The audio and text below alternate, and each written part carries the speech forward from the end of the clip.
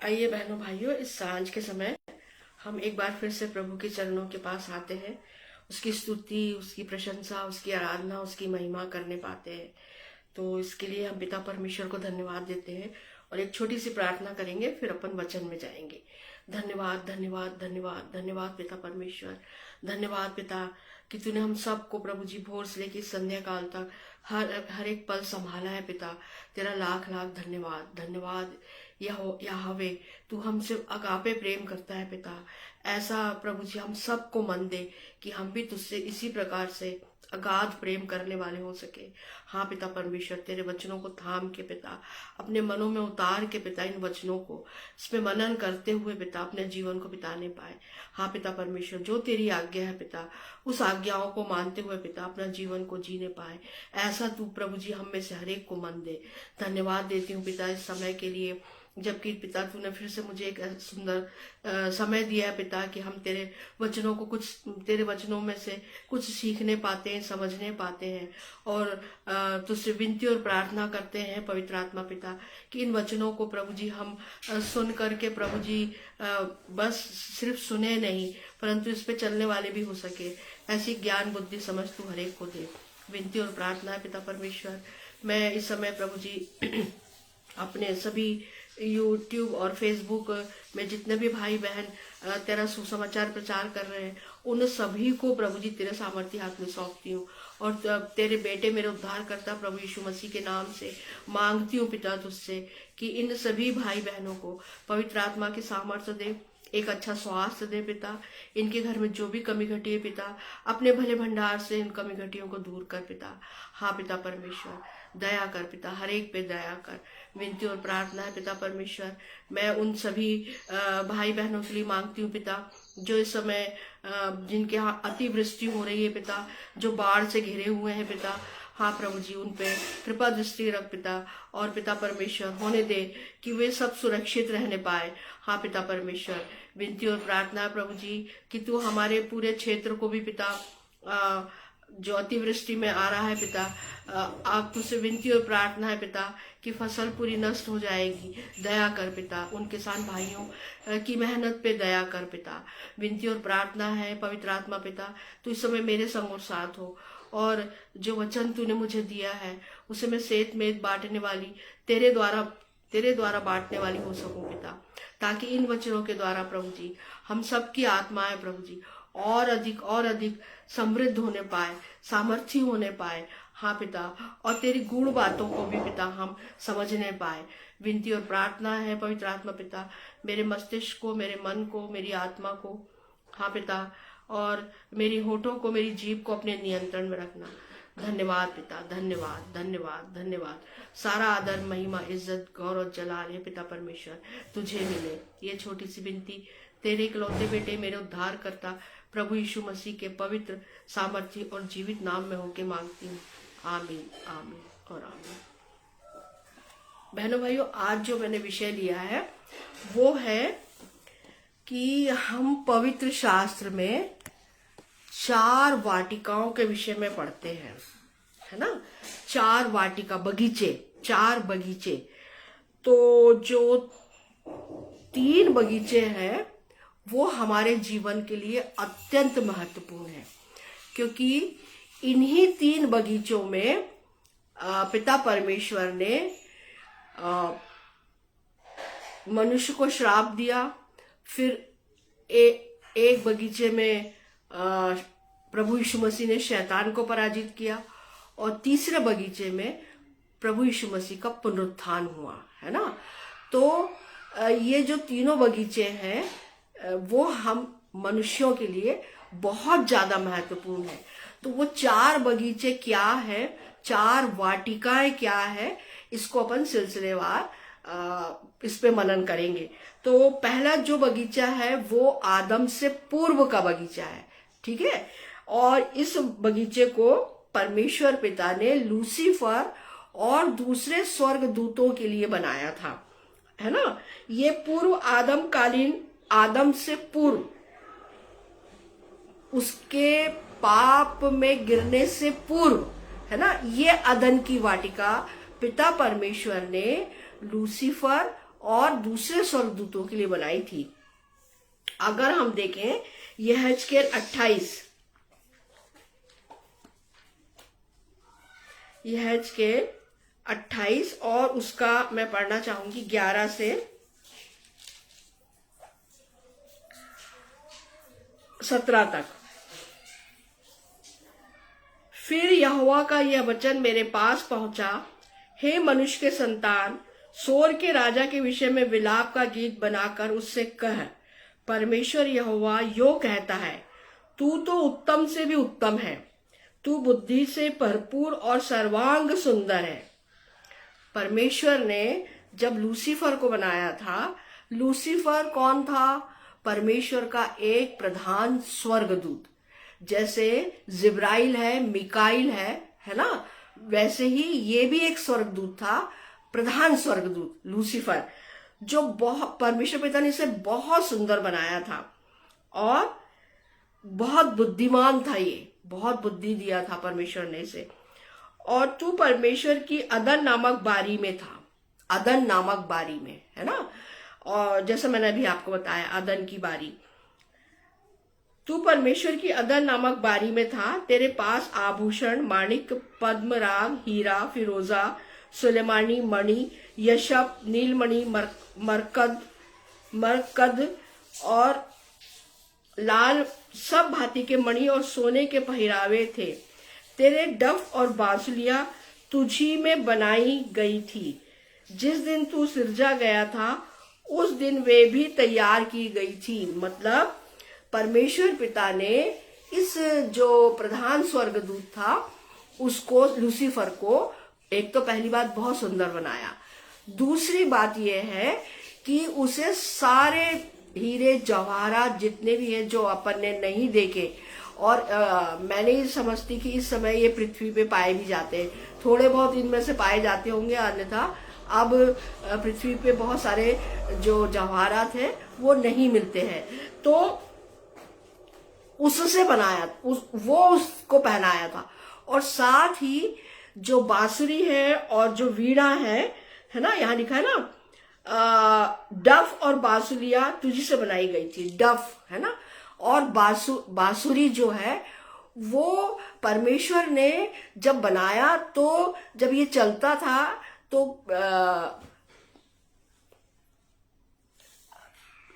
बांसुरी का शब्द होता था और डफ बाजा बजता था, है ना, इसकी चाल में, है ना, क्योंकि परमेश्वर ने उसको ऐसे ही बनाया था। और देखिए, जिस दिन तू सिरजा गया था उस दिन वे भी तैयार की गई थी। तू छाने वाला अभिषिक्त करूब था। करूब, है ना, हम करूबों के विषय में पढ़ते हैं, उकाब के विषय में पढ़ते हैं, ठीक है। और जो परमेश्वर के स्वर्गदूत हैं, जो वाचा के संदूक में जो अपने पैरों से उसको अपने पैरों से अपने सिर को ढांपते हैं और जिनके 6 पर होते हैं, है ना, तो वो करूब और स्वर्गदूत, तो ये करूब था एक्चुअली, ठीक है। और जो परमेश्वर के सामने भी रहते हैं, ये करूब पक्ष जो करूब है वो परमेश्वर के सामने भी रहते हैं। और दूसरा ये कि मैंने तुझे ऐसा ठहराया कि तू परमेश्वर के पवित्र पर्वत पर रहता था। परमेश्वर के पवित्र पर्वत पे ये जो स्वर्गदूत था वो रहता था।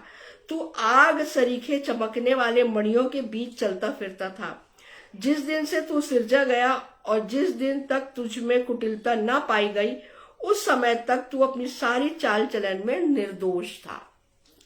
ये बताया जा रहा है, यहेजकेल के द्वारा भविष्यवाणी है कि वो कैसा स्वर्गदूत था। परंतु जैसी उसमें कुटिलता आई, परंतु लेन देन की बहुतायत के कारण तू उपद्रव से भरकर पापी हो गया। इसी से मैंने तुझे अपवित्र जानकर परमेश्वर के पर्वत से उतारा, और हे छाने वाले करूब, मैंने तुझे आग सरीखे चमकने वाले मणियों के बीच से नष्ट किया है ना। सुंदरता के कारण तेरा मन फूल उठा था और वैभव के कारण तेरी बुद्धि बिगड़ गई थी। मैंने तुझे भूमि पर पटक दिया और राजाओं के सामने तुझे रखा कि वे तुझको देखें। तेरे अधर्म के कामों की बहुतायत से और लेन देन की कुटिलता से तेरे पवित्र स्थान अपवित्र हो गए। इसलिए मैंने तुझ में से ऐसी आग उत्पन्न की जिससे तू भस्म हुआ, और मैंने तुझे सब देखने वालों के सामने भूमि पर भस्म कर डाला है। ये भविष्यवाणी है। और ये जो शैतान है, लूसीफर है, ये जो स्वर्ग है वहां से नीचे गिराया गया है, ठीक है ना। तो परमेश्वर पिता ने इस स्वर्गदूत के लिए अदन नामक बारी में रखा था, है ना। हमने पढ़ा ना अभी कि तू 28 का 13, तू परमेश्वर की अदन नामक बारी में था। अदन नामक बारी में परमेश्वर ने इस लूसीफर को रखा था, लेकिन उसे घमंड आ गया। एक तो सुंदरता का घमंड, और दूसरा ये कि उसे ये था कि मैं परमेश्वर से भी ज्यादा ऊंचा सिंहासन बना करके उस पर रहूंगा, है ना, बैठूंगा।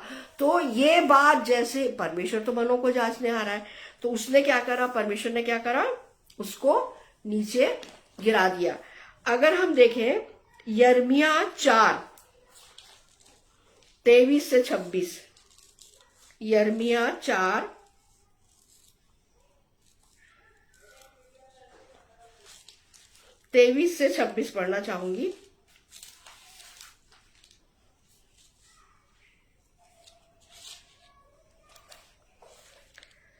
मैंने पृथ्वी पर देखा, वह सुनी और सुनसान पड़ी थी, और आकाश को और उसमें कोई ज्योति नहीं थी। मैंने पहाड़ों को देखा, वे हिल रहे थे, और सब पहाड़ियों को कि वे डोल रही थी। फिर मैंने क्या देखा कि कोई मनुष्य भी न था, और सब पक्षी भी उड़ गए थे। फिर मैंने क्या देखा कि यहोवा के प्रताप और उस भड़के हुए प्रकोप के कारण उपजाऊ देश, जंगल और उसके सारे नगर खंडर हो गए थे, क्योंकि यहोवा ने यह बताया, सारा देश उजाड़ हो जाएगा, तो भी मैं उसका अंत न कर डालूंगा।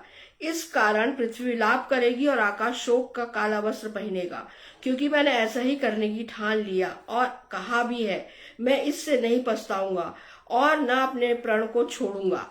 तो यहाँ पर हम देखते हैं कि परमेश्वर ने जब लूसीफर के द्वारा जब घमंड उत्पन्न हुआ अदन की वाटिका में, और जब उसने अपना जो,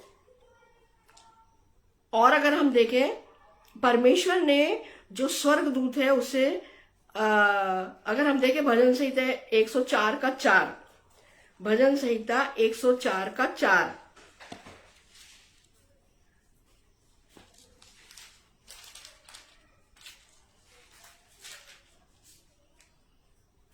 जो पवनों को अपने दूत और धधकती आग को अपने टहलुए बनाता है। टहलुआ मतलब स्वर्गदूत, है ना। तो परमेश्वर ने इन स्वर्गदूतों को आग से बनाया था, ठीक है। और अगर हम देखें कि यशायाह भविष्यवक्ता ने भी शैतान के अंत के विषय में बहुत सुंदर बात कही है। और यहेजकेल में भी अगर हम देखें, यहेजकेल 28 उसका 1 पद, यहोवा का यह वचन मेरे पास पहुंचा है, मनुष्य हेक के संतान सोर के प्रधान से कह, परमेश्वर यहोवा यो कहता है, तूने मन में फूल कर यह कहा, मैं ईश्वर हूँ, मैं समुद्र के बीच परमेश्वर के आसन पर बैठा हूँ। परंतु यद्यपि तू अपने आप को परमेश्वर सा दिखाता है, तो भी तू ईश्वर नहीं, मनुष्य ही है ना। तो यहाँ पर हम देखते हैं कि जो शैतान है वो घमंड में आ गया, और परमेश्वर घमंड से चढ़ी हुई आंखें बिल्कुल बर्दाश्त नहीं करता, बहनों भाइयों, है ना। हम जानते हैं इस बात को, और इस बात को भी हम बहुत अच्छे से जानते हैं कि परमेश्वर पिता नम्र और दीन लोगों को, जिनके मन टूटे और पिसे रहते हैं, उनको ज्यादा पसंद करता है। अगर हम देखें यशायाह भविष्यवक्ता की किताब, उसका 14वां अध्याय और 12 पद, हे भोर के चमकने वाले तारे, तू कैसे आकाश से गिर पड़ा, तू तो जाति जाति को हरा देता था, तू अब कैसे काट कर भूमि पर गिराया गया है। तू मन में कहता तो था, मैं स्वर्ग पर चढ़ूंगा, मैं अपना सिंहासन को ईश्वर के तारागणों से अधिक ऊंचा करूंगा, और उत्तर दिशा की छोर पर सभा के पर्वत पर विराजूंगा। मैं मेघों से भी ऊंचे ऊंचे स्थानों के ऊपर चढ़ूंगा, मैं परम प्रधान के तुल्य हो जाऊंगा। ये लूसीफर का कहना था और लूसीफर ये बात सोचता था, है ना। तो परमेश्वर चूंकि मनों को जांचने हारा है, तो परमेश्वर ने इस बात को बिल्कुल पसंद नहीं किया और परमेश्वर ने क्या करा, उसे कहाँ गिरा दिया, भूमि पर गिरा दिया। ठीक है, तो हमने ये भी देखा कि अदन नामक जो अदन वाटिका में परमेश्वर ने लूसीफर और अन्य स्वर्गदूतों के लिए पहली अदन की वाटिका बनाई थी, है ना। लूसीफर के पाप में गिरने के कारण, घमंड रूपी पाप, है ना, उसके कारण परमेश्वर ने क्या करा, उस अदन की वाटिका को हटा दिया, मतलब उसका नाश कर दिया और लूसीफर को पृथ्वी पर, भूमि पर गिरा दिया। तो इस प्रकार से पहली अदन की वाटिका जो थी, जिसमें मनुष्य नहीं था, उस समय मनुष्यों की सृष्टि परमेश्वर ने नहीं की थी, ठीक है ना, उस पहली अदन की वाटिका में। आप जो दूसरी अदन की वाटिका है, जिसमें परमेश्वर ने सारे फूल पौधों को लगाया, पेड़ों को लगाया, है ना, पानी की व्यवस्था, झरनों की व्यवस्था, नदी की व्यवस्था, सब कुछ किया, पशु पक्षी सब बनाए। उसके बाद उसने मनुष्य की सृष्टि की, मनुष्य की रचना की, आदम को अपने हाथ से बनाया और बना करके उसमें जीवन का सांस फूका, है ना, तो वो जीवित प्राणी बन गया। तो इस प्रकार से परमेश्वर ने जब दूसरी बार अदन की वाटिका को बनाया, तो उसमें उन्होंने, परमेश्वर पिता ने आदम को बनाया और आदम को उस अदन की वाटिका में उसकी रखवाली के लिए, उसकी देखभाल के लिए रखा, ठीक है ना। तो और इसी पहले हमने देखा कि किस प्रकार से परमेश्वर ने पहली अदन की वाटिका को का नाश किया, हटा दिया, और तब हम उत्पत्ति में पढ़ते हैं कि पृथ्वी बेडोल और सुनसान पड़ी थी, जिसमें अंधियारा था, है ना, उत्पत्ति में है। तो परमेश्वर ने फिर से, है ना, रिकंस्ट्रक्शन किया, पृथ्वी को फिर से बनाया और उसमें पूर्व क्षेत्र में अदन की वाटिका को बनाया, उसमें उसने आदम को बना करके रखा, है ना। और आदम ने क्या करा, परमेश्वर ने लूसीफर को पृथ्वी पर शासन करने के लिए, जो एक करूब था, है ना, अभी हमने पढ़ा कि लूसीफर क्या था, एक करूब था, और पृथ्वी की सुरक्षा और पृथ्वी पर छाया तथा शासन करने के लिए स्थापित किया। यह करूब परमेश्वर के पवित्र स्थान होरेब पर्वत पर था। परमेश्वर का यह पर्वत वह स्थान जहां आदम के समय से पहले लूसीफर का साम्राज्य था तथा सिंहासन था, लेकिन लूसीफर के घमंड के कारण उसका पतन हुआ। अभी हमने जैसे पढ़ा यहेजकेल 28 और उसके 17 में। फिर अगर हम देखें पिता परमेश्वर के पवित्र जो पर्वत और पहाड़ है, वो कौन कौन से हैं, तो पहले है मोरिया पर्वत, जिसमें पिता परमेश्वर ने अब्राहम को मोरिया पर्वत पे बुला करके कहा कि अपने पुत्र इसाक को बलि दे, है ना, ये हम पढ़ते हैं उत्पत्ति 22 और उसके 2 में। फिर दूसरा है राजा सुलेमान ने यरूशलेम में मोरिया नामक पहाड़ पर उसी स्थान में यहोवा का भवन बनाना आरंभ किया, है ना। और फिर है सिने पर्वत या सियोन पर्वत, फिर है अरारात पर्वत, फिर है जैतून पर्वत। ऐसे बहुत सारे पर्वत हैं इजराइल में, और बहुत सारे पर्वत यरूशलेम के आसपास भी हैं।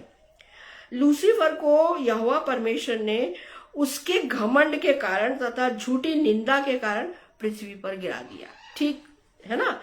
अगर हम देखें यशायाह जो 14 और उसके 12 से 14 में मैंने अभी पढ़ा, फिर लूसीफर ने क्या करा, परमेश्वर के विरुद्ध विद्रोह किया, है ना, ताकि अपने सिंहासन तथा राज को पृथ्वी से उठाकर स्वर्ग में पहुंचाए। उसकी गड़बड़ियों तथा पाप का समय निश्चय ही आदम के दिनों से पहले था, क्योंकि जिस समय वो आदम के अदन में आया था, उस समय वो पहले से ही पतित सृष्टि था। जब वो आदम को हवा को बहलाने फुसलाने आया था, वो पहले से ही पतित सृष्टि, मतलब उसका पतन हो चुका था, है ना। फिर हम दूसरी वाटिका में, जैसे मैंने अभी आपको बताया कि अदन में, जिसमें आदम को रखा था और अदन का अर्थ होता है बहनों भाइयों आनंद, खुशी। ठीक है, अदन का मतलब होता है हिब्रू भाषा में आनंद या खुशी। तो परमेश्वर ने नाम वही रखा अदन की वाटिका, परंतु उसमें किसको रखा? अब दूसरी अदन की वाटिका में जो परमेश्वर ने स्वयं बनाई थी, मतलब वचन के द्वारा बनाई गई थी, उसमें परमेश्वर ने आदम को बनाया। ठीक है, और आदम को बना करके उसको वहां पर किसके किसके वह आदम और हवा जिसे त्रिएक परमेश्वर ने स्वयं अपने हाथों से बनाया था। पिता परमेश्वर, पुत्र परमेश्वर और पवित्र आत्मा परमेश्वर, इन तीनों ने मिलके आदम और हवा को बनाया था। अगर हम उत्पत्ति 1 और उसके 26वें पद को देखें तो वहां पे स्पष्ट लिखा है आओ हम, है ना। हम का क्या मतलब है बहनों भाइयों? हम मतलब क्या?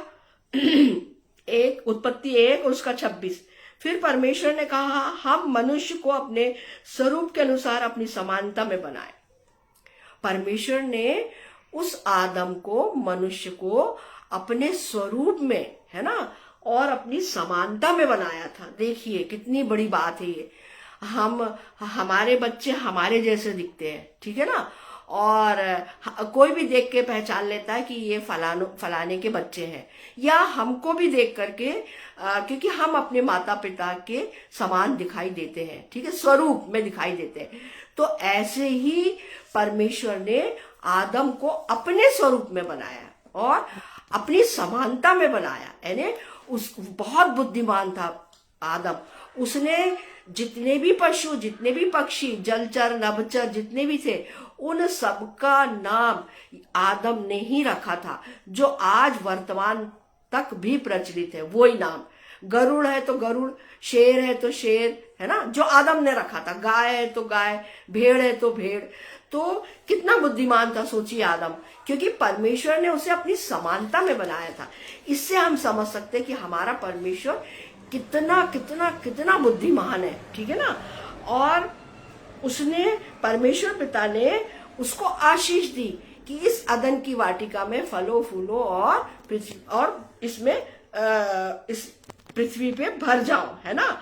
और ये सारी चीजें जो भी है इस वाटिका, ये सब तुम्हारे अधिकार में, ठीक है। इसकी रक्षा रखवाली का अधिकार किसको है? तुम्हें है, मतलब आदम को है। परंतु आदम ने क्या किया? परंतु आदम ने हवा ने के माध्यम से, हवा के द्वारा, पहली बात तो लूसीफर के द्वारा, है ना, शैतान ही तो आया था। सांप में शैतान समाया और शैतान ने आकर के, लूसीफर ने आकर के हवा को अपनी बातों में फंसाया, है ना, कि तुमको कौन से वृक्ष का सर्प धूर्त था, लिखा है यहाँ उत्पत्ति 3।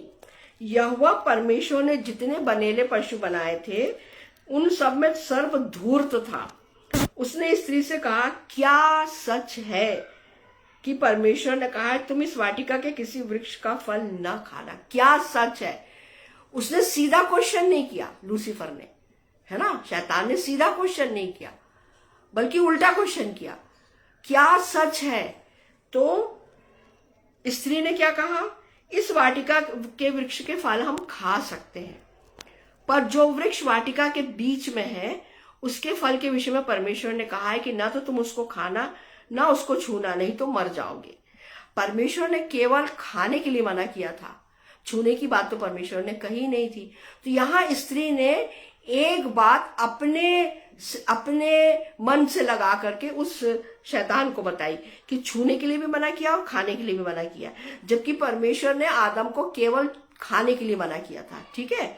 अब देखिए, मतलब स्त्री ने झूठ बात बोली, ठीक है ना, एक झूठ बात बोली कि छूने के लिए, परमेश्वर ने छूने के विषय में कुछ बात ही नहीं करी है। और दूसरी बात यह है कि परमेश्वर ने कहा था जिस दिन तुम इसको खाओगे उस दिन तुम मर जाओगे। तो परंतु सर्प ने क्या बोला? तब सर्प ने स्त्री से कहा तुम निश्चय न मरोगे, वरन परमेश्वर आप जानता है कि जिस दिन तुम उसका फल खाओगे उसी दिन तुम्हारी आंखें खुल जाएगी और तुम भले बुरे का ज्ञान पाकर परमेश्वर के तुल्य हो जाओगे। देखिए, उलझाने वाली बात है ना। और गलत सलाह उलझाने वाली बात। फिर अब किससे बात कर रहा है वो? स्त्री से, है ना। आदम से बात नहीं किया है शैतान ने, स्त्री से बात किया है। अब क्या हुआ कि स्त्री ने, स्त्रियों का जो स्वभाव है, मैं भी एक महिला हूं, स्त्री हूं, हम बहुत जल्दी दूसरों की बात में आ जाते हैं, है ना। बिल्कुल सही बात है ये। इसमें मैं इस बात को स्वीकार करती हूँ। हम चाहे कितने भी पढ़े लिखे हो, परंतु हम बहुत जल्दी दूसरों की बात में आते हैं। तो यहाँ ये जो स्त्री है, हवा है, ये भी शैतान के बहकावे में आ गई। और उसने क्या देखा कि स्त्री ने देखा कि उस वृक्ष का फल खाने के लिए अच्छा और देखने में मन भाव और बुद्धि देने के लिए चाहने योग्य है। यानी हवा ने अब उस फल को ध्यान से देखा, ठीक है। और देख के क्या देखा कि अरे ये फल तो बहुत अच्छा है, बहुत सुंदर है और खाने के योग्य है ना। और देखने में भी सुंदर है और बुद्धि देने के लिए चाहने योग्य है, क्योंकि वो तो भले बुरे ज्ञान का वृक्ष था, है ना, उसका जो फल है। तो यार ये तो बुद्धि देने के लिए भी अच्छा है। और तब उसने उसमें से तोड़कर खाया और अपने पति को भी दिया और उसने भी खाया। तब उन दोनों की आंखें खुल गई और उनको मालूम हुआ कि वे नंगे हैं। इसलिए उन्होंने अंजीर के पत्ते जोड़ जोड़कर लंगोट बना लिए, है ना। अब देखिए, जो बात परमेश्वर ने नहीं कही थी वो हवा ने सर्प से कही। एक झूठ बात बोली उसने। दूसरा, आज्ञा का उल्लंघन किया। परमेश्वर ने स्पष्ट बोला था कि उस वृक्ष के फल को तुम नहीं खाना। एक सीमा बांधी थी, है ना, एक सीमा बांधी थी कि सारे वृक्षों के फलों को तुम खा सकते हो, लेकिन इस जो बीच में जो वृक्ष लगा है उसके फल को तुम नहीं खाना। तो एक सीमा थी ये बंधी। उसको किसने तोड़वाया? लूसीफर ने, शैतान ने, क्योंकि खुद पतित था, है ना, वो खुद पतित है। और उसने उस स्त्री को बहकाया, हवा को, और हवा उसकी बातों में आ गई, बहकावे में आ गई। और उसने क्या देखा कि अरे फल तो बहुत अच्छा है, चाहने योग्य, खाने योग्य, बुद्धि देने योग्य, है ना, और बहुत सुंदर है फल। तो उसने तोड़ा, खुद भी खाया और अपने पति को खिलाया। इस प्रकार से आदम और हवा ने परमेश्वर की आज्ञा का उल्लंघन करके अनाज्ञाकारिता का पाप अपने ऊपर ले लिया, ठीक है ना। और ये सब करवाया किसने? लूसीफर ने।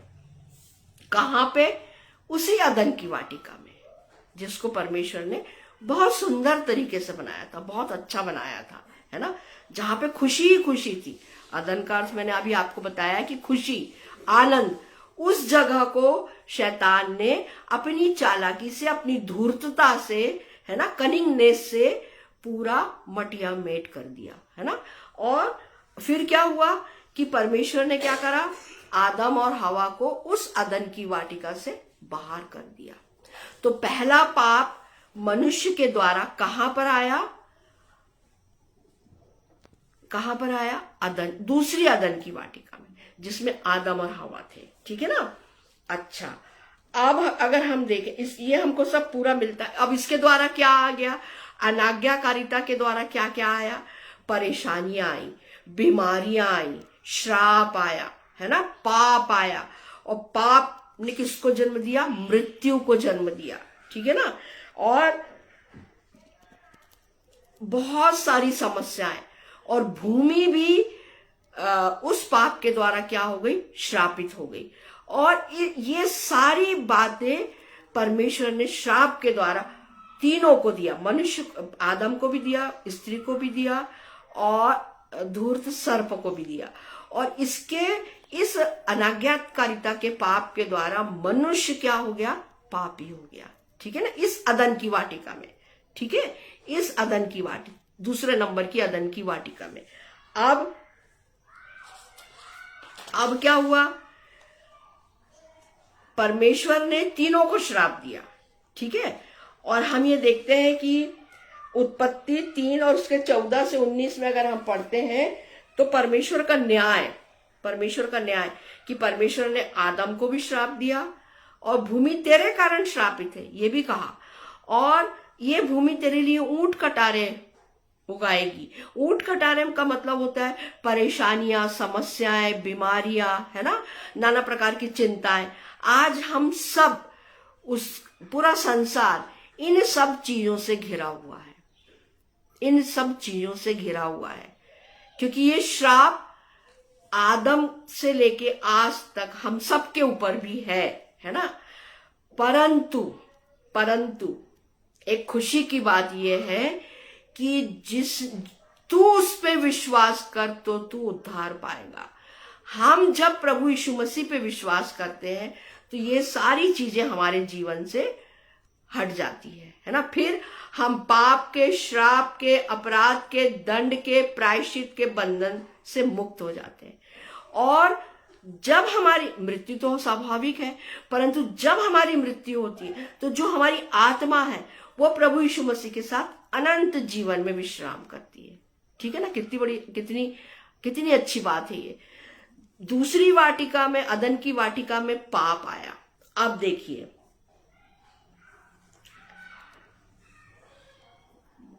प्रकाशित वाक्य 20 उसका 1 से अगर 10 पढ़े हम, प्रकाशित वाक्य 20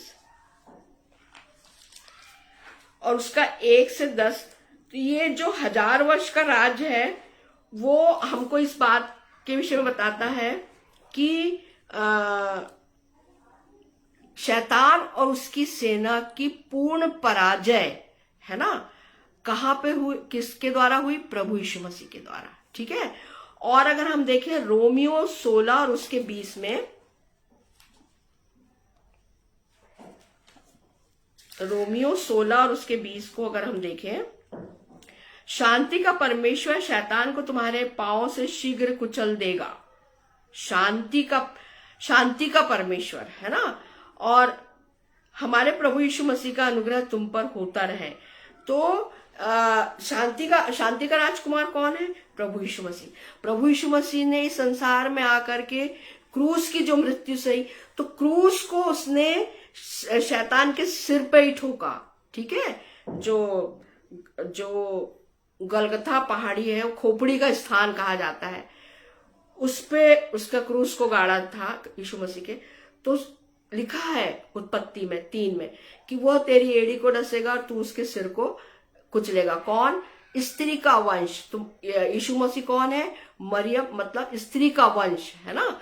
और यीशु मसीह के द्वारा क्रूस की मृत्यु सह करके, क्रूस पे जब उसको लटकाया, जब उसको कीलट होके, तो उसने क्रूस की मृत्यु को सहा, संसार के सारे पापों को सब अपने ऊपर ले करके, सारे श्रापों को, सारे दंड को, और उसने वो प्रायश्चित किया जो मुझे और आपको करना है। तो इसके द्वारा उस यीशु मसीह ने उस क्रूस को शैतान, उस सर्प की, उस बड़े अजगर के सिर पे ठोक दिया। ठीक है। और अगर हम देखें, आदम को यहोवा ने श्राप दिया था, हम जानते हैं इस बात को। यहोवा परमेश्वर ने हवा को भी श्राप दिया। उत्पत्ति 3:16 से हम पढ़ सकते हैं। आदम ने अपनी पत्नी का नाम हवा रखा, अर्थात जीवन, जितने मनुष्य जीवित हैं उन सबकी आदि माता। जितने मनुष्य जो अविश्वासी हैं उन सब की आदि माता कौन है? हवा है। जितने विश्वासी हैं उन सब की आदि माता मरियम है। ठीक है। इस बात को हमको जानना है, क्योंकि हवा ने किस पे विश्वास किया, किसकी आवाज को सुना, किसकी बातों को महत्व दिया? लूसीफर की, शैतान की, है ना। इसीलिए उसने अनाज्ञाकारिता का पाप इस संसार में उसके द्वारा आया। ठीक है। और उसका जो बेटा हुआ केन और हाबिल, तो केन ने अपने भाई का घात किया। ठीक है ना।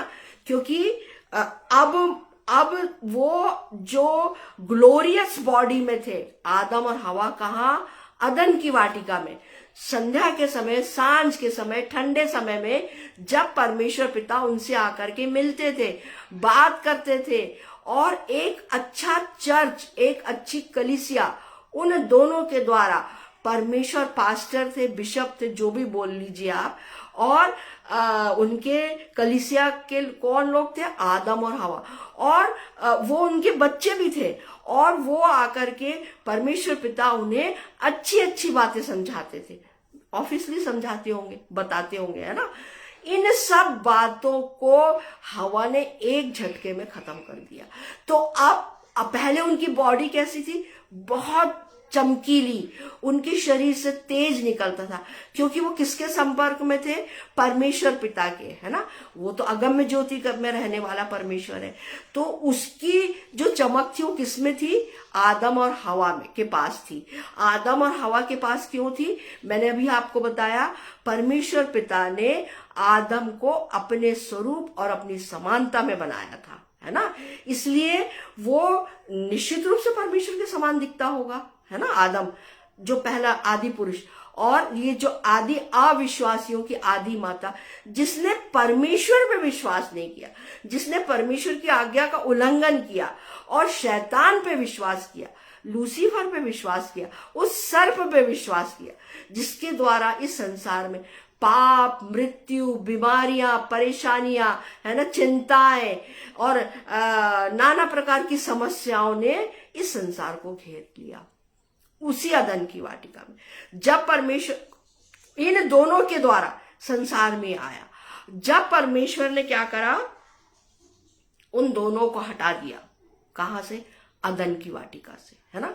और वहां पे ज्वालामयी तलवारें और करूबों को नियुक्त किया। तो ये दूसरी अदन की वाटिका थी, ठीक है।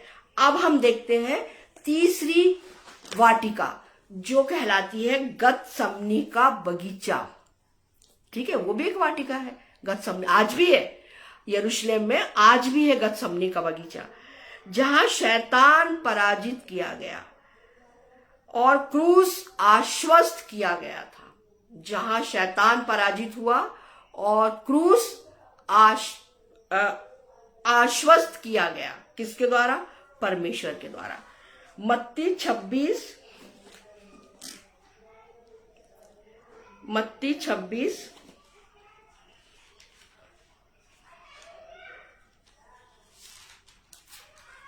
और उसका पढ़ना चाहूंगी।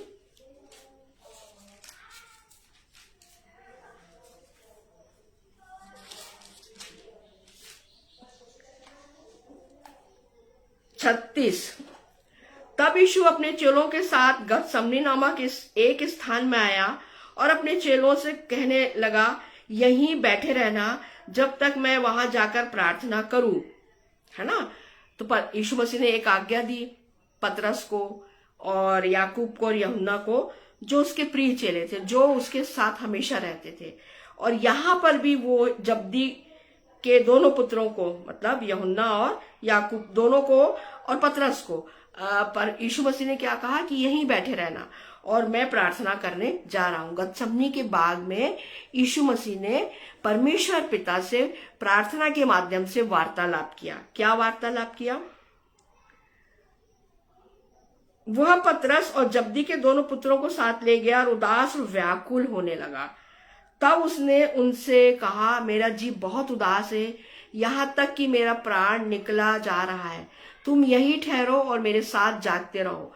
फिर वह थोड़ा और आगे बढ़कर मुंह के बल गिरा और यह प्रार्थना की, हे मेरे पिता, यदि हो सके तो यह कटोरा मुझसे टल जाए, तो भी जैसा मैं चाहता हूं वैसा नहीं, परंतु जैसा तू चाहता है वैसा ही हो। देखिए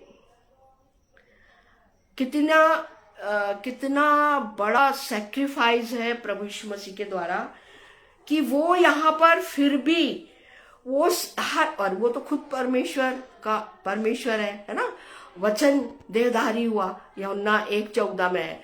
तो जब हम इस बात को गहराई से मनन करते हैं बहनों भाइयों, कि यीशु मसीह इस समय मनुष्य रूप में है और वो हर बात जो समझ रहा है, जान रहा है कि अब थोड़ी देर बाद मुझे पकड़ा जाएगा, है ना, मुझे मेरे गालों पे चांटे मारे जाएंगे, मेरे मुंह पे थूका जाएगा और मेरे पीठ पे कोड़े मारे जाएंगे, मुझे कांटों का मुकुट पहनाया जाएगा। तो वो उदास भी था, और परंतु अपने पिता से ये प्रार्थना कर रहा है कि मेरी नहीं, ये कटोरा जो है, जो मैं अब पीने पे हूं, है ना, तो इसको तू हटा, परंतु मेरी नहीं, मैं नहीं बोल रहा हूं कि हटा, पर मेरी नहीं तेरी इच्छा, जो तेरी इच्छा है। तो आज मुझे और आपको भी गतसमनी का यह बगीचा यह शिक्षा देता है बहनों भाइयों, यह समझाता है कि जिस प्रकार से प्रभु यीशु मसीह ने परमेश्वर पिता के हाथ में सब कुछ सौंप दिया कि जो तेरी इच्छा है ना, तो आज हम भी अपनी सारी समस्याएं, सारी परेशानियां, सारे दुख दर्द बीमारियां क्यों ना उसी को सौंपे और कहे कि पिता जो तेरी इच्छा, उसके द्वारा तू हमारा उपयोग कर, ठीक है ना। और इस गतसमनी के बगीचे में अगर हम देखें, गतसमनी का वैसे अर्थ होता है तेल निकालना या पेरने का कोल्हू, है ना।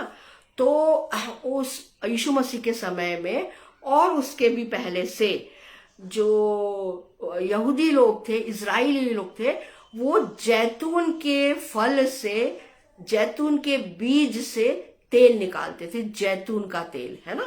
और जो गतसमनी का अर्थ होता है दबाकर तेल निकालना या तेल पेरने का कोल्हू, जिससे तेल पेरा जाता है। एक बहुत बड़ा पत्थर होता है और बीच में नली बनी होती है, वो भी पत्थर का है रहता है, और उसके बीच में बीज डाल दिए जाते हैं और उसको हाथ से लकड़ी के जो वो रहता है उसका हैंडल, उससे घुमाया जाता है गोल गोल, तो वो दबते चले जाते हैं बीज और उनसे वो तेल निकाला जाता है, उसको कोल्हू बोला जाता है।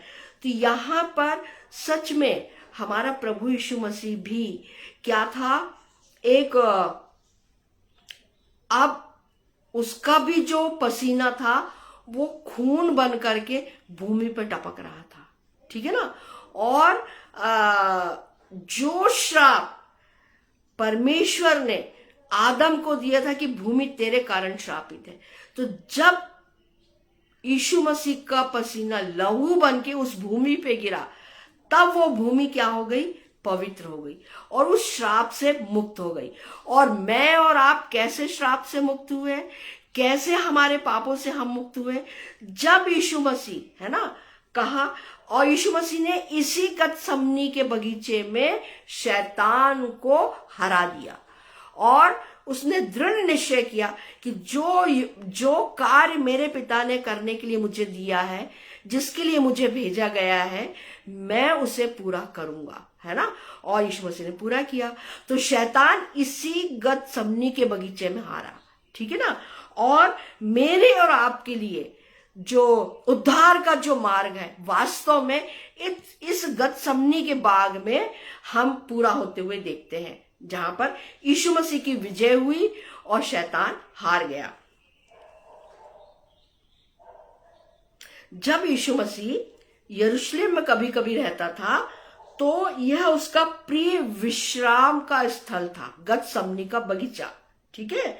यह बगीचा संभवतः यूसुफ या निकोदेमुस, जो सनहेद्रिन की जो सभा थी, है ना, सनहेद्रिन की जो सभा का सरदार था ये, अथवा दूसरे अनुयायियों में से किसी एक का था जो यरूशलेम में रहते थे।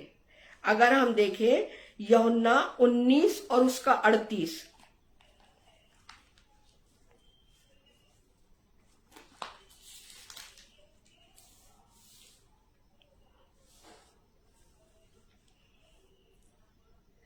इन बातों के बाद अरमितिया के यूसुफ ने, जो यीशु का चेला था परंतु यहूदियों के डर से इस बात को छिपाए रखता था, पिलातुस से विनती की कि वह यीशु का शव ले जा सकता है ना। तो यूसुफ जो अरमितिया का रहने वाला था, लेकिन यीशु मसीह पे विश्वास करता था, और निकोदेमुस था जो एक रात में यीशु मसीह से आके मिला था, और वो भी यीशु मसीह पे विश्वास करता था और यीशु मसीह को पसंद करता था। उन दोनों ने क्या करा कि कुछ सामग्री ली उन्होंने, गंधरस वगैरह एलवा लेकर के यीशु के शव को में लपेटा, और जो यहूदियों की विधि थी उसके हिसाब से उन्होंने करके कहाँ रखा, जहां जो दूसरी वाटिका थी उसमें रखा, है ना। तो ये अगर हम देखें कि ये जो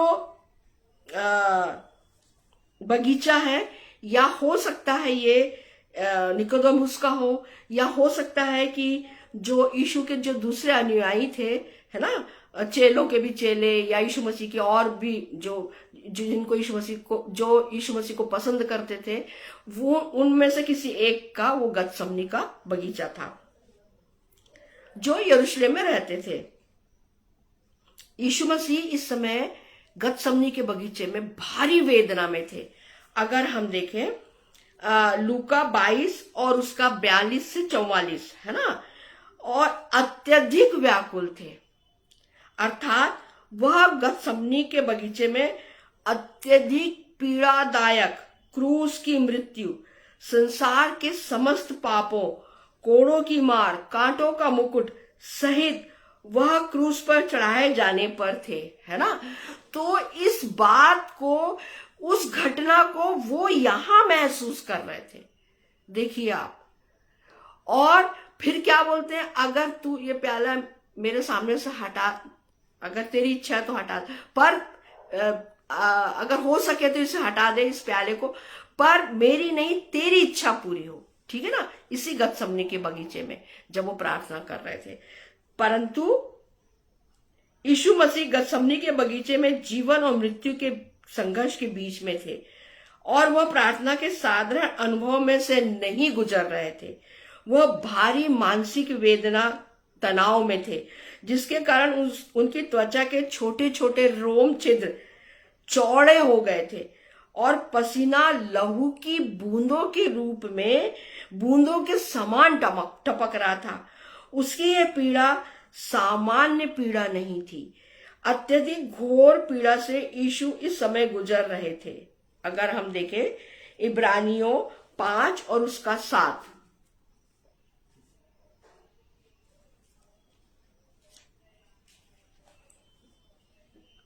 यीशु ने अपनी देह में रहने के दिनों में ऊंचे शब्द से पुकार पुकार कर, आंसू बहा बहा कर उससे जो उसको मृत्यु से बचा सकता था प्रार्थनाएं और विनती की, और भक्ति के कारण उसकी सुनी गई, है ना। पुत्र होने पर भी उसने दुख उठा उठाकर आज्ञा मानना सीखा, और सिद्ध बनकर अपने सब आज्ञा मानने वालों के लिए सदा काल के उद्धार का कारण हो गया। यीशु मसीह हर बात को जानते थे, ठीक है ना। और यहां पर भी वो जो घोर पीड़ा सह रहे थे और अत्यधिक पीड़ा में थे वो, परंतु फिर भी वो अपनी इच्छा अब को हटा करके किसके लिए बोल रहे, जो तेरी इच्छा है मैं वही करूंगा, ठीक है ना। तो हम इस बात को हम समझ सकते हैं बहनों भाइयों, किस प्रकार से प्रभु यीशु मसीह ने उस गतसमनी के बगीचे में शैतान को कैसे हराया, ठीक है ना।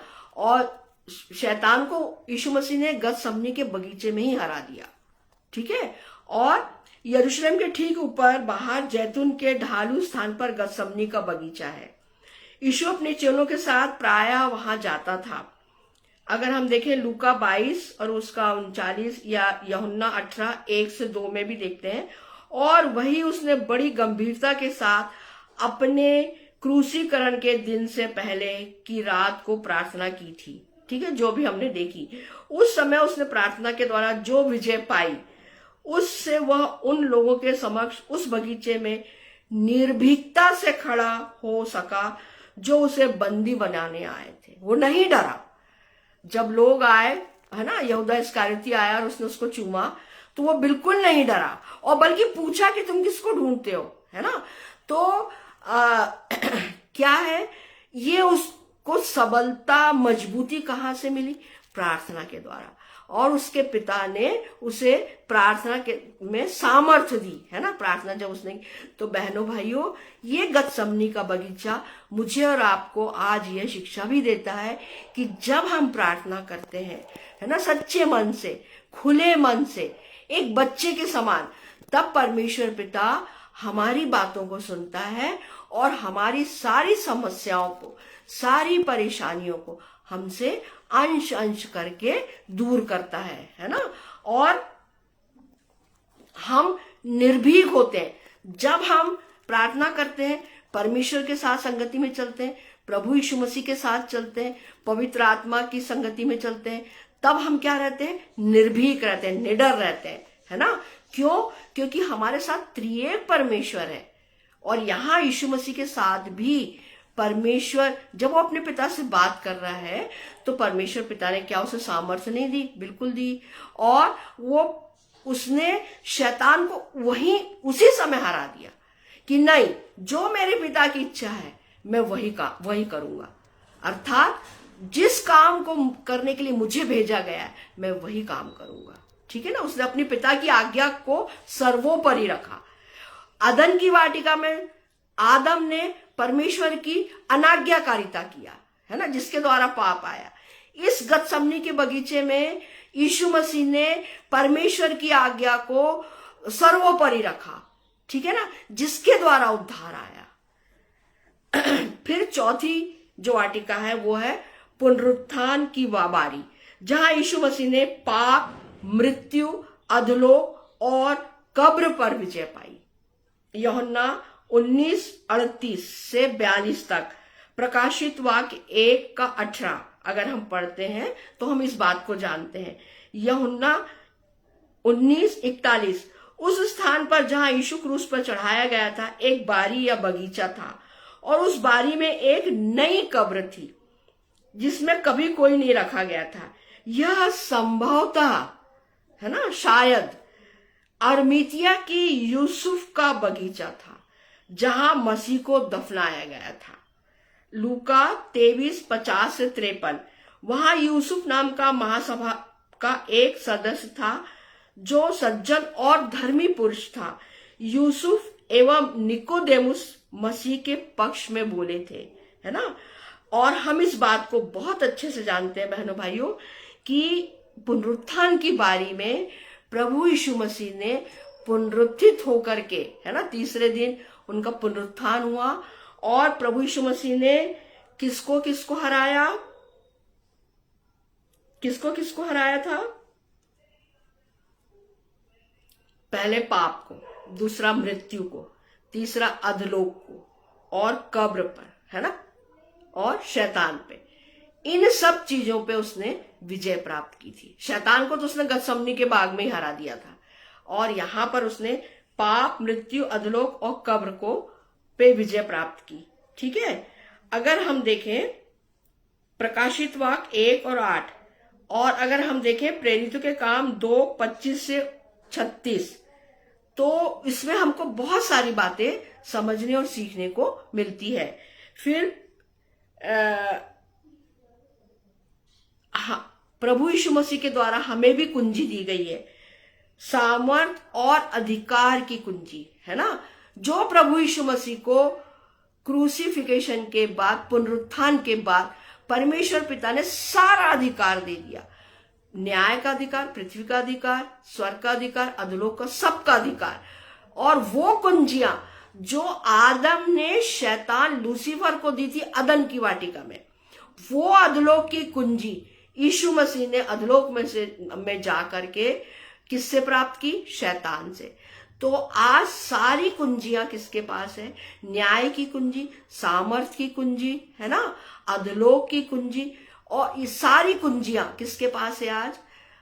यीशु मसीह के पास में। ठीक है ना। और अगर हम देखें पहला कुरिन्थियों 15, पहला कुरिन्थियों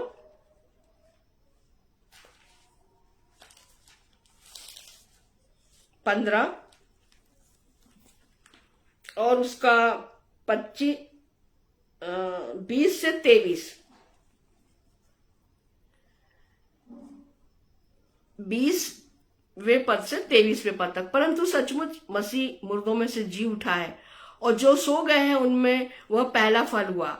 क्योंकि जब मनुष्य के द्वारा मृत्यु आई तो मनुष्य के द्वारा मरे हुओं का पुनरुत्थान भी आया। और जैसे आदम में सब मरते हैं वैसे ही मसीह में सब जिलाए जाएंगे, परंतु हर एक अपनी अपनी बारी से। पहला फल मसीह, फिर मसीह के आने पर उसके लोग, है ना।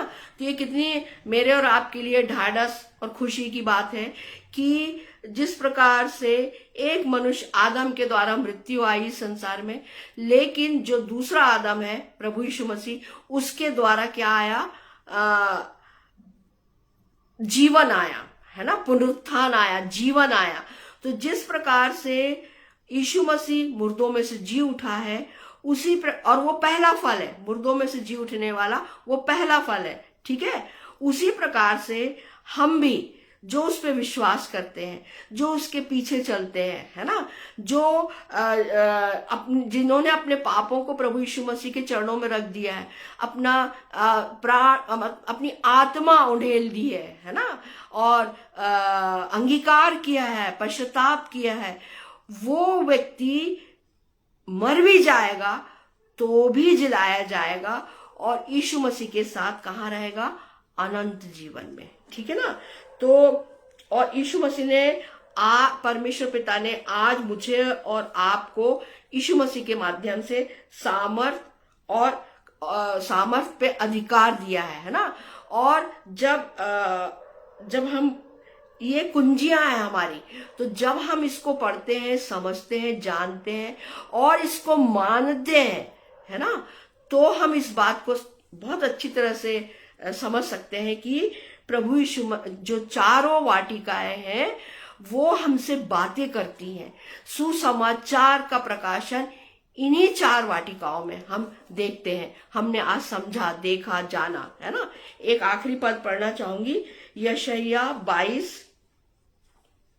और उसका 22वां पद। मैं दाऊद के घराने की कुंजी उसके कांधे पर रखूंगा, और वो खोलेगा और कोई बंद ना कर सकेगा, वह बंद करेगा और कोई खोल ना सकेगा। मतलब ये यीशु मसीह के लिए कहा, परमेश्वर पिता ने भविष्यवाणी करवाई यशायाह से कि यीशु मसीह को सारी कुंजियां दी गई है ना, क्योंकि उसने इतना बड़ा अपना स्वयं का बलिदान दिया, है ना, और परमेश्वर की हर एक आज्ञा का पालन किया, अक्षरतः पालन किया। अगर हम जब सुसमाचार पढ़ते हैं, चारों सुसमाचार, और मैं इस बात को हम समझ सकते हैं, देख सकते हैं, जान सकते हैं कि यीशु मसीह ने कितनी छोटी छोटी बात, तरस से उसका मन भर गया, वो रोया, है ना, वो दुखी हुआ और उसको क्रोध आया जब उसने यरूशलेम के मंदिर में व्यापार होते देखा, तो वो क्रोधित हो गया और उसने कहा, तुमने मेरे बाप के घर को डाकुओं की खो बनाई। तो ये छोटी छोटी बातें भी हम देखते हैं चारों सुसमाचार में कि वो मनुष्य के रूप में आया और मनुष्यों के रूप में ही रह के उसने परमेश्वर पिता की आज्ञाकारिता को क्रूस की मृत्यु तक अक्षरतः पूरी किया, माना, है ना, और बहुत दुख उठाया उसने। और तो दाऊद की जो कुंजी है, मैं दाऊद के घराने की कुंजी, है ना। दाऊद परमेश्वर का एक बहुत बहुत प्यारा और बहुत सच्चा भक्त था, तो परमेश्वर ने इसीलिए तो दाऊद के वंश में यीशु मसीह को भेजा। और दाऊद के घराने की कुंजी उसके किसके कांधे पे? यीशु मसीह के कांधे पे। तो जिसको वो खोलेगा उसे संसार का कोई सामर्थ, शैतान की तो औकात ही नहीं है, कोई सामर्थ उसको बंद नहीं कर सकती, और जिसको वो बंद करेगा उसको कोई खोल नहीं सकता। तो ये बात हमको समझना है। और ये जो चारों मैंने आपको भी बताया बगीचों के बारे में, तो ये हमारी पवित्र शास्त्र में ये इनका पूरा, जैसे मैंने भी आपको पढ़ के बताया, सारा उल्लेख है।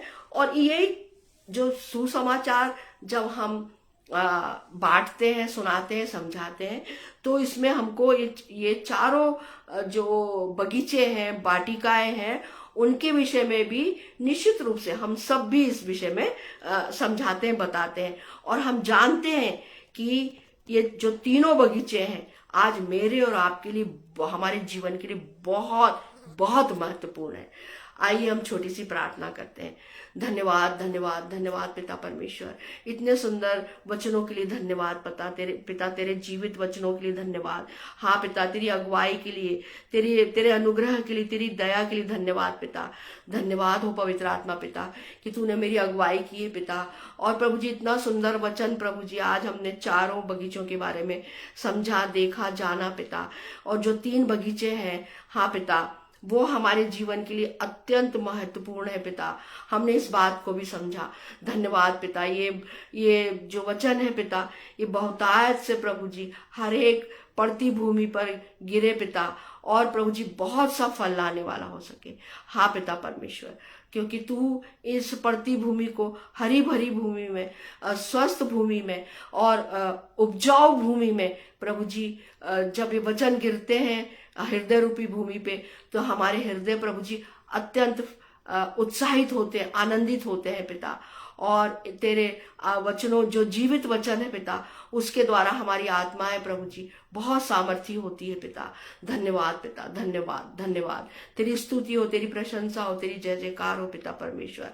मैं अपने सारे छोटे बड़े भाई बहनों को, जितने भी बहुत लौ लगा करके वचनों को सुनते हैं, समझते हैं, उन सब भाई बहनों को, और विशेष करके अपने छोटे भाई अनुपम डेविड जी को और उनकी पत्नी को और उनके बच्चों को पिता तेरे सामर्थ्य हाथ में सौंपती हूँ। भाई सैमुअल जी को भी, और भी जितने पासबान इस आगरा मसीह मंडली के सदस्य हैं पिता, और जो तेरे सुसमाचार प्रचार में को करते हैं पिता, उन सभी भाई बहनों को भी तेरे सामर्थ्य हाथ में सौंपती हूँ पिता परमेश्वर। हर एक को पवित्र आत्मा की सामर्थ से, वरदानों से पिता भर मेरे खुदा। तुझसे यही विनती और प्रार्थना है। हाँ पिता परमेश्वर, क्योंकि तेरा जो वचन की सेवकाई ये करते हैं, वो वचन जीवित है पिता, हमारे लिए आत्मिक रोटी है, आत्मा का जल है पिता वो। हाँ पिता, तेरा वचन विनती और प्रार्थना है पिता कि हर एक आत्मा बचाई जाए पिता, और हर एक घुटना और हर एक जीव तेरे बेटे हमारे उद्धारकर्ता प्रभु यीशु मसीह को अपना उद्धारकर्ता स्वीकार करते हुए तेरे स्वर्गीय राज में आने पाए, जो तेरी इच्छा है पिता। धन्यवाद पिता, धन्यवाद धन्यवाद धन्यवाद। सारा आदर, इज्जत, महिमा, गौरव, जलाल हे पिता परमेश्वर तुझे मिले। हे यहोवे तुझे मिले। यह छोटी सी विनती तेरे बेटे मेरे उद्धारकर्ता प्रभु यीशु मसीह के सामर्थी, जीवित और पवित्र नाम में होके मांगती हूँ। आमीन आमीन और आमीन। आप सभी को जय मसीह की।